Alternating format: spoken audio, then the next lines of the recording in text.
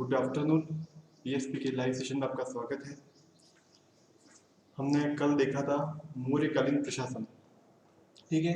उसी को आज अपन थोड़ा आगे बढ़ाते हैं और मौर्यकालीन प्रशासन में अपने जो जो भी बाकी है उसको आज अपन देखते हैं, ठीक है। तो मौर्यकालीन प्रशासन में हमने कल देखा था लास्ट तक, वो था नगर प्रशासन। मौर्यकालीन प्रशासन का नगर शासन, मौर्यकालीन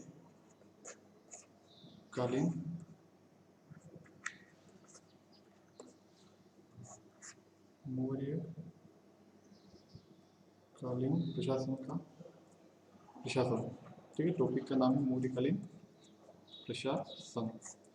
इसमें अपन ने देख लिया था नगर का शासन। मैंने बताया था नगर शासन चलाने के लिए कितने 6 समितियां थी, और 6 समितियों को कौन सी समिति किस विभाग को संभालती थी ये भी मैंने कल लिखवा दिया था पहले वाले वीडियो में। नगर शासन यहाँ से अपन शुरू करेंगे, ठीक है। हाँ, तो मैंने बताया था 6 समितियां चलाती थी इसको। कितनी? 6 समितियां चलाती थी नगर प्रशासन को। कौन? 6 समितियां चलाती थी,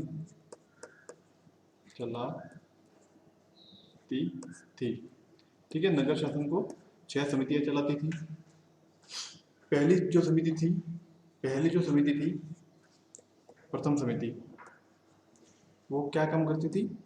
उद्योग शिल्पों का निरीक्षण करने का, ठीक है। पहली जो समिति थी वो क्या काम करती थी? उद्योग शिल्पों का निरीक्षण करती थी, ठीक है। दूसरी समिति थी वो थी विदेशियों की देखरेख करने का। दूसरी समिति थी वो थी विदेशी जो लोग आते थे, जो भी राजा के बाहर से जो शासक आते थे विदेशी, उनकी देखभाल करने का काम करती थी, ठीक है। तो विदेशियों की देखरेख,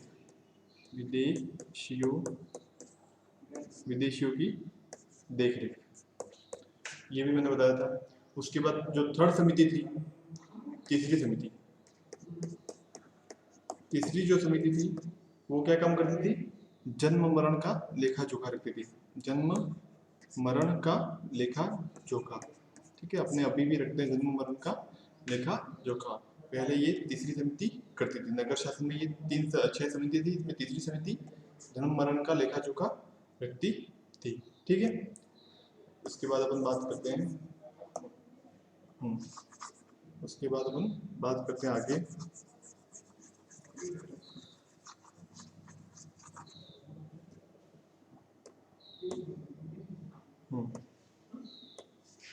जन्म मरण का लेखा जोखा रखती थी।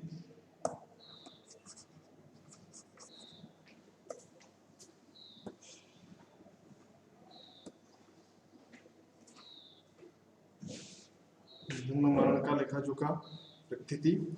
और एक चतुर्थ समिति थी, वो क्या काम करती थी? व्यापार और वाणिज्य।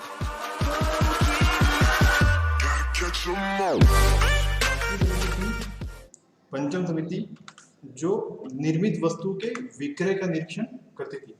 पांचवी समिति क्या काम करती थी? वस्तुओं के विक्रय का निरीक्षण करती थी, ठीक है। पांचवी समिति क्या काम करती थी? वस्तु के विक्रय का निरीक्षण। और छठी जो समिति थी उसका काम था बिक्री कर वसूल करना। छठी समिति का काम क्या था? बिक्री करों को वसूल करना। तो यहाँ तक तो हमने पढ़ लिया था, ठीक है। तो अब इससे आगे की बात करते हैं।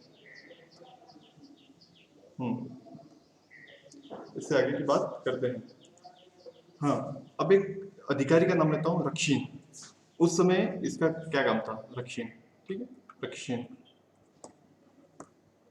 रक्षीन नामक जो अधिकारी था उस समय नगर में अनुशासन रखने तथा अपराधी मनोवृत्ति को दमन करने हेतु पुलिस व्यवस्था थी। यानी कि रक्षीन जो था, वर्तमान में जो पुलिस व्यवस्था है, उस समय एक रक्षीन नामक एक अधिकारी था जो पुलिस व्यवस्था का ही काम करता था। यानी कि नगर में जो शासन प्रशासन को चलाने का काम कौन करता था? रक्षीण नामक अधिकारी। ठीक है, तो रक्षीण नगर में अनुशासन व अपराधी मनोवृत्तियों के दमन हेतु कार्य करता था। नगर में अनुशासन व अपराधी मनोवृत्तियों को, अपराध रोकने के लिए, ठीक है, अपराधी मनोवृत्ति को दमन करने के लिए, अपराधी मनोवृत्ति के दमन हेतु एक अधिकारी की नियुक्ति की गई थी, उसका नाम था रक्षीण। ठीक है, दूसरी बात करते हैं अपन। उसके बाद यूनानी स्रोतों से ज्ञात होता है कि 3 प्रकार के अधिकारी होते थे। ठीक है, और 3 प्रकार के अधिकारी होते थे जिनके मैं नाम आपको बताता हूँ। यूनानी स्रोतों से में ये बात पता चलती है। ठीक है, तो स्रोत जरूर ध्यान में रखने हैं। यूनानी स्रोतों से ये बात पता चलती है, यूनानी स्रोत। ठीक है, यूनानी स्रोत, हाँ। यूनानी स्रोतों से में ज्ञात होता है कि 3 प्रकार के अधिकारी थे उस समय। एक था एंग्रोनोमोई। पहला अधिकारी का नाम था एंग्रोनोमोई।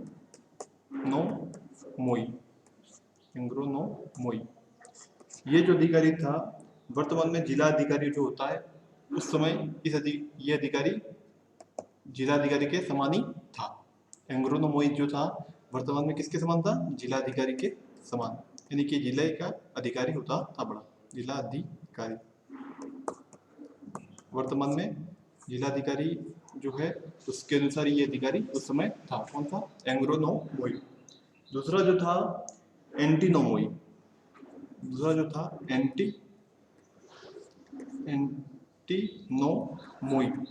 एंटीनोमोई। ये जो अधिकारी था वो नगर का आयुक्त था। अब वर्तमान में नगर आयुक्त होते, वो नगर का आयुक्त था। नगर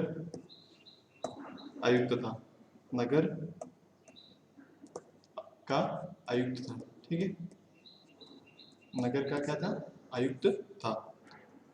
तीसरा अधिकारी था, वो था सैनिक अधिकारी। ठीक है, ये सेना को संभालने का काम करता था। तीसरा अधिकारी था सैनिक अधिकारी, जो सेना को संभालने का काम करता था। अशोक के अभिलेखों में कुछ अन्य अधिकारियों का भी वर्णन मिलता है। ठीक है, अशोक के जो अभिलेख हैं उसमें कुछ अन्य अधिकारियों के बारे में भी पता चलता है। अशोक के जो अभिलेख हैं उनको भी पढ़ेंगे हम, तो उसमें कौन कौन से अधिकारी थे उनके बारे में भी पढ़ेंगे। तो अशोक के अभिलेख में पहला अधिकारी था, उसका नाम था राजुक। पहले अधिकारी का नाम था राजुक। तो राजुक कौन होता था? तो ग्रामीण जनपदों की देखभाल के लिए इनकी नियुक्ति की जाती थी। राजुक कौन था? ग्रामीण जनपदों के लिए, ग्रामीण जनपद जो होते थे उनकी देखभाल के लिए राजुक एक अधिकारी की नियुक्ति की जाती थी। तो अशोक के अभिलेखों में ये इन अधिकारियों के बारे में पता चलता है। सबसे पहले तो राजुक। फिर ये अधिकारी मौर्य काल में अशोक के समय में मिलते हैं। ठीक है, अशोक के समय में मिलते हैं राजुक। राजुक जो होता था वो होता था ग्रामीण जनपदों की देखभाल करने वाला। ग्रामीण जनपदों की देखभाल करने वाला, ग्रामीण जनपदों की देखभाल करने वाला।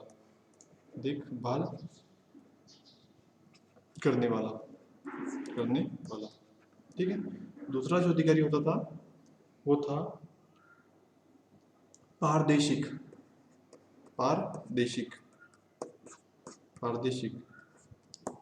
पारदेशिक जो था अर्थव्यवस्था का प्रदेष्टा या जिलाधिकारी, भी इसे भी जिलाधिकारी कह सकते हैं। ठीक है, इसे भी क्या कह सकते हैं? जिलाधिकारी। ये अशोक के समय था। ठीक है, पारदेशिक जो अधिकारी था अशोक के समय, वो क्या था? जिलाधिकारी। ठीक है, अशोक के समय पारदेशिक जो था वो क्या था? जिला अधिकारी। तीसरा जो अधिकारी था वो था महामात्र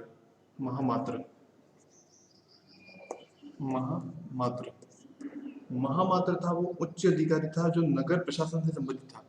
ठीक है, तो महामात्र कौन था? एक तो नगर प्रशासन से संबंधित था और एक बड़ा अधिकारी होता था, नगर प्रशासन से संबंधित बड़ा अधिकारी, नगर प्रशासन से संबंधित संबंधित बड़ा अधिकारी होता था, ठीक है। चौथा जो अधिकारी था वो था हाँ प्रतिवेदक। क्या नाम था? प्रतिवेदक। प्रतिवेदक जो अधिकारी होता था, इनका कार्य सम्राट को विभिन्न सूचनाएं देना था, यानी जहां जहां से सूचना प्राप्त हो वो सम्राट तक पहुंचे, राजा तक सूचना भेजने का काम कौन करता था? प्रतिवेदक। सूचना भेजने का काम करता था, सूचना देने का काम, राजा तक सूचना भेजने का काम कौन करता था? प्रतिवेदक। ये अशोक के समय में ये अधिकारी मिलते हैं और इनका वर्णन अशोक के समय में मिलता है, ठीक है। हाँ, इसके बाद अपन बात करते हैं अब मौर्यकालीन प्रशासन के बारे में। तो हमने पढ़ लिया। अब मौर्यकालीन सैन्य व्यवस्था, आर्थिक जीवन, सामाजिक जीवन और कुछ अशोक के जो अभिलेख है बाकी हमने किए नहीं है, उनके बारे में भी हम थोड़ा थोड़ा देख लेंगे। अशोक के जो अभिलेख हैं, स्तंभलेख, शिलालेख वगैरह, उनको भी अपन देखेंगे, ठीक है। तो सबसे पहले बात करते हैं सैन्य सैन्य व्यवस्था की। किसकी बात करते हैं? सैन्य व्यवस्था की। सैन्य व्यवस्था में बात करते हैं सैन्य व्यवस्था की। सैन्य व्यवस्था, सैन्य व्यवस्था। सैन्य व्यवस्था, सेना के संगठन हेतु पृथक सैन्य विभाग था, ठीक है। सबसे पहले तो मौर्य काल में सेना के संगठन के लिए एक अलग से विभाग था। सेना के संगठन के लिए, सेना के संगठन हेतु एक अलग से विभाग था, एक अलग से विभाग बना हुआ था, विभाग बना हुआ था। सेना के संगठन के लिए अलग से एक विभाग बना हुआ था, ठीक है, विभाग बना हुआ था। हाँ, जो 6 समितियों में बटा हुआ था। ये विभाग कितनी समितियों में बटा हुआ था? 6 समितियों में बटा हुआ था। ये विभाग 6 समितियों में बटा हुआ था। 6 समितियां थी, यानी कि इस विभाग को संभालने के लिए कितनी समितियां थी? 6 समितियां थी और 6 समितियों में विभाग बटा हुआ था। तीसरी बात करते हैं मेगस्थनीज के अनुसार प्रत्येक समिति में 5 सदस्य होते थे। ये बात कौन कह रहा? मेगस्थनीज। और मेगस्थनीज की पुस्तक का नाम है इंडिका, ठीक है। तो मेगस्थनीज के अनुसार प्रत्येक समिति में कितने सदस्य होते थे? 5। प्रत्येक समिति में 5 सदस्य होते थे, ठीक है। प्रत्येक समिति में 5 सदस्य होते थे। उसके बाद अपन देखते हैं यह भारतीय सेना के 5 विभागों की देखरेख करती थी, ठीक है। मौर्य काल में सेना कितने प्रकार की थी? 5 प्रकार की कह सकते हैं। और ये सेना जो थी, अलग अलग विभाग थे, वो 5 प्रकार की सेनाओं की देखरेख करने का काम करती थी। अब 5 प्रकार की सेना कौन सी थी एक बार देख लेते हैं। 5 प्रकार की सेना कौन सी थी, ठीक है। सेना मौर्य काल में 5 प्रकार की थी और कौन सी थी? सबसे पहले तो बात करते हैं पैदल सेना, ठीक है, पैदल सेना। दूसरी बात करते हैं अश्व सेना। 5 प्रकार की सेनाओं में पहली सेना है पैदल, दूसरी है अश्व, तीसरी है घुड़सवार, चौथी है चौथी है हाथी सेना, हस्त सेना या हाथी सेना, हाथी सेना। पांचवी है रथ सेना, जो रथ होते थे बड़े बड़े राजाओं के लिए, रथ सेना।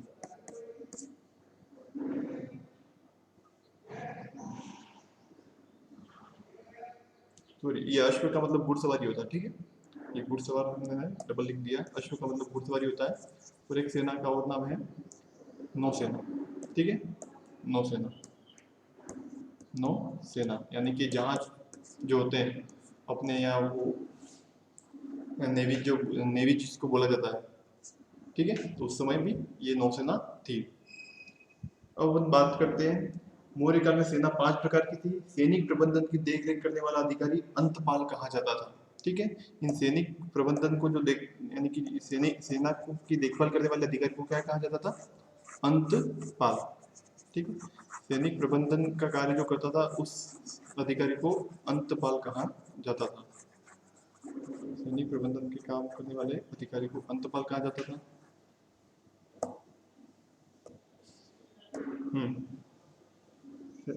क्या कहा जाता था? सैनिक प्रबंध का काम करने वाले अधिकारी को अंतपाल। सैनिक का जो प्रबंध करता था, सैनिक प्रबंध का कार्य करने वाले अधिकारी को अंतपाल कहा जाता था। क्या कहा जाता था? अंतपाल। अंतपाल,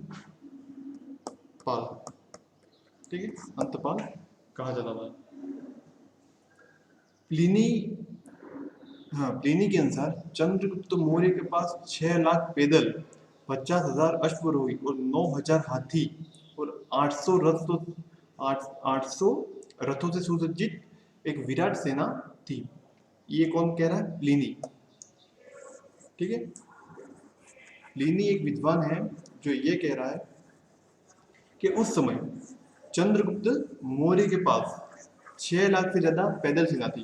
कितनी? 6 लाख से ज्यादा उस समय पैदल सेना थी। प्लिनी के अनुसार प्लिनी, ठीक है, प्लिनी के अनुसार उस समय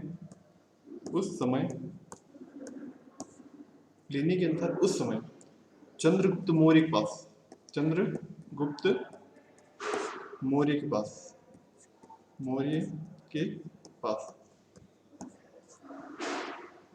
6 लाख से अधिक पैदल सेना थी। 6 लाख से अधिक पैदल सेना, 6 लाख से अधिक क्या थी? पैदल सेना, अधिक पैदल सेना थी।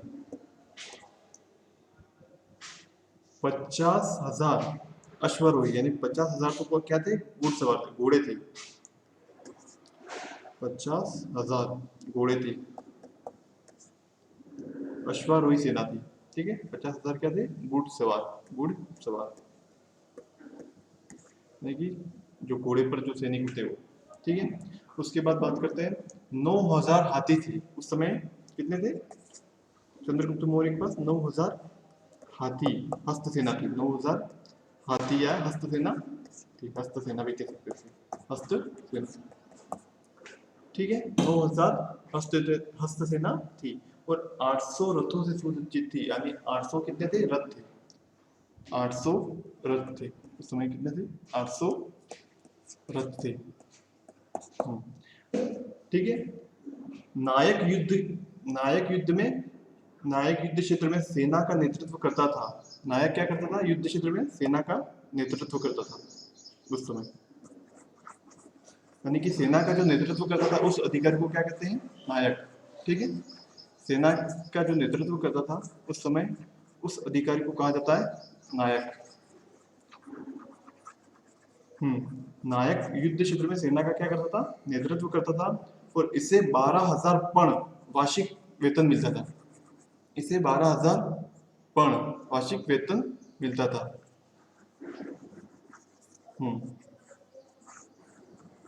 12,000 पण वार्षिक वेतन मिलता था। सबसे पहले तो सेना का नेतृत्व कौन करता था? सेना का नेतृत्व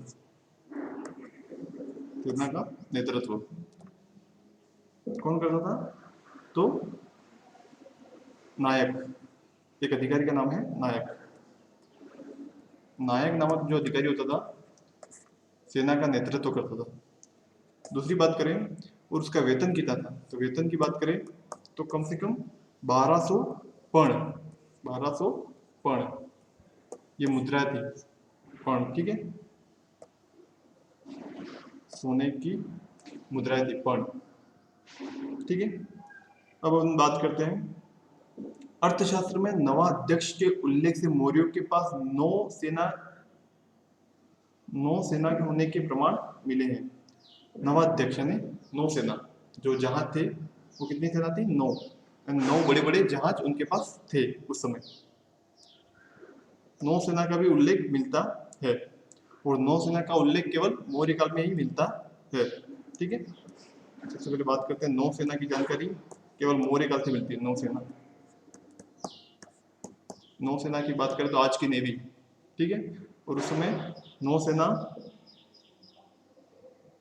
सेना के प्रमाण भी मिलते हैं, ठीक है। मौर्यकाल में नौसेना के प्रमाण भी मिलते हैं। तो ये था सैन्य विभाग, मैंने बता दिया सैन्य विभाग 6 समितियों में बटा हुआ था। 5 प्रत्येक समिति में 5 सदस्य थे। पैदल सेना, हाथी सेना, रथ सेना, नौसेना और अश्व सेना, ठीक है। सैनिक प्रबंधन की देखरेख करने वाले अधिकारी को अंतपाल कहा जाता था। और प्लिनी जो विद्वान है वो बताता था उस समय चंद्रगुप्त मौर्य के पास 6 लाख से अधिक पैदल सेना थी, ठीक है। उस समय चंद्रगुप्त मौर्य के पास 6 लाख से अधिक पैदल सेना थी। उसके बाद 50,000 घोड़े थे, 9,000 हाथी थे।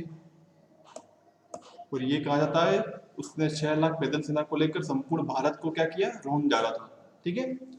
6 लाख की संपूर्ण सेना को लेकर संपूर्ण भारत को रोन डाला था, ठीक है। तो अपन अब बात करते हैं न्याय व्यवस्था, ठीक है। आज के लिए अपन न्याय व्यवस्था के बारे में बात करते हैं, उसके बाद अपन खत्म करेंगे। न्याय व्यवस्था लास्ट देख लेते हैं। न्याय व्यवस्था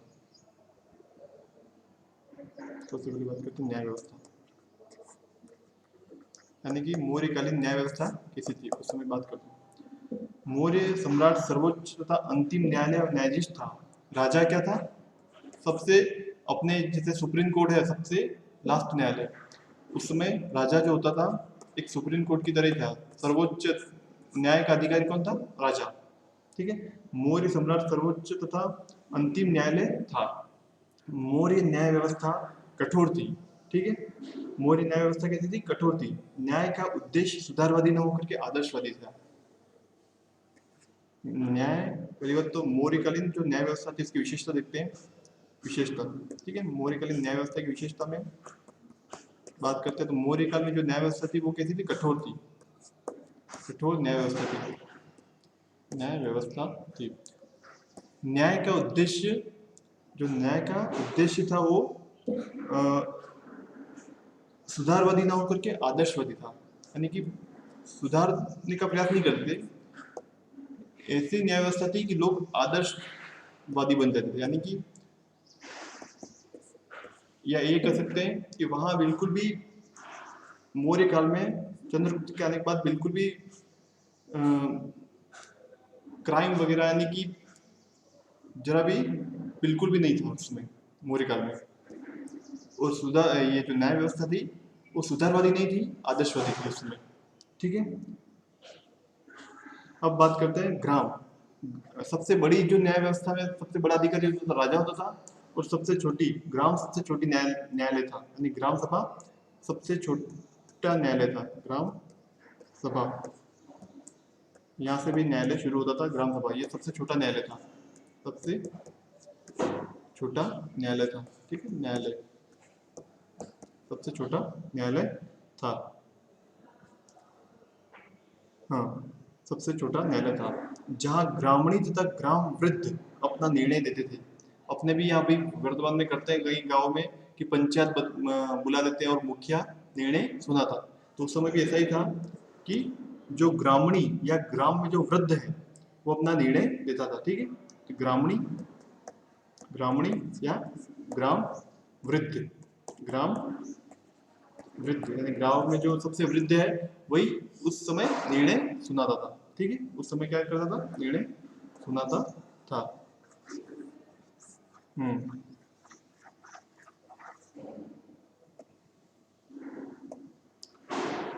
हाँ, अर्थशास्त्र में 2 प्रकार के न्यायालयों का वर्णन किया गया है।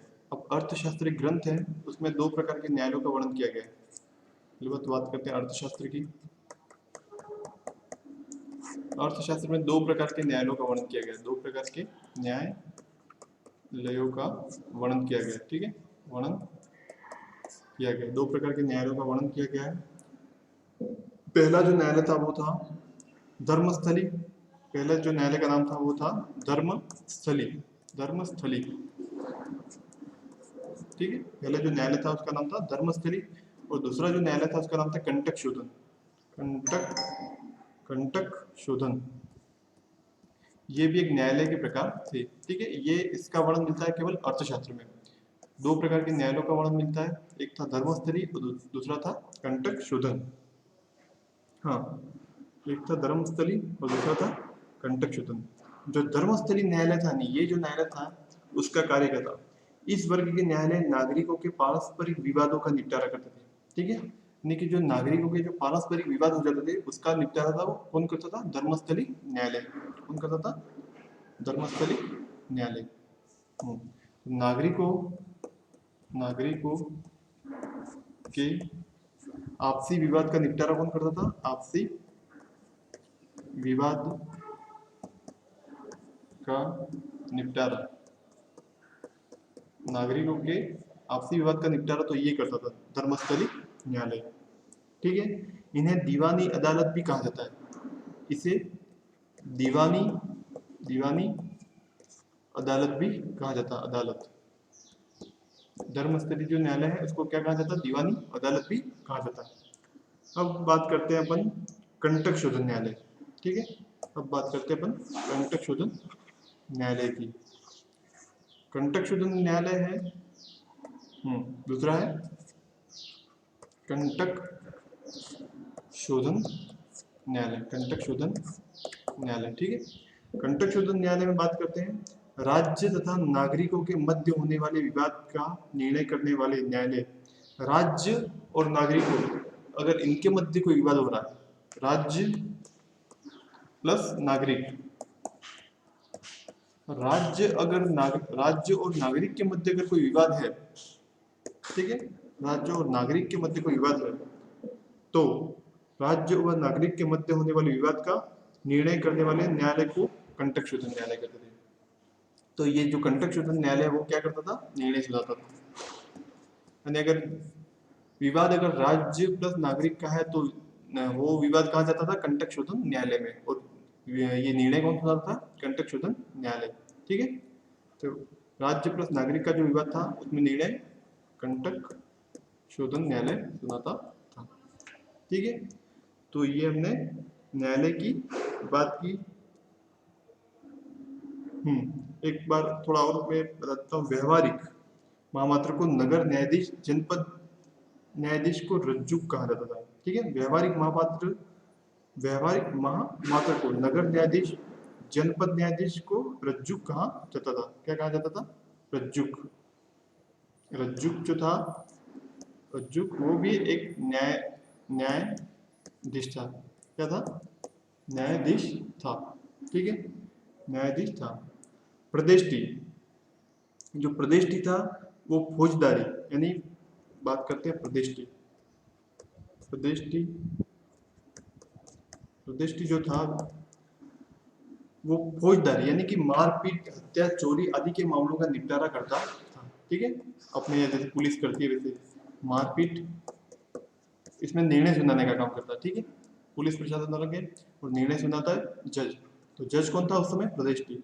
मारपीट, उसके बाद हत्या, चोरी वगैरह, इनका जो निर्णय कौन सुनाता था, प्रदेष्टि नामक एक न्यायाधीश। ठीक है, इन मामलों का क्या करता था, निपटारा करता था प्रदेष्टि। मारपीट, हत्या, चोरी आदि मामलों का निपटारा कौन करता था उस समय, प्रदेष्टि नामक अधिकारी। ठीक है, उसके बाद अपन बात करते हैं, चाणक्य के अनुसार मौर्य शासन व्यवस्था में 4 मुख्य अंग थे। चाणक्य के अनुसार मौर्य शासन व्यवस्था के 4 मुख्य अंग थे।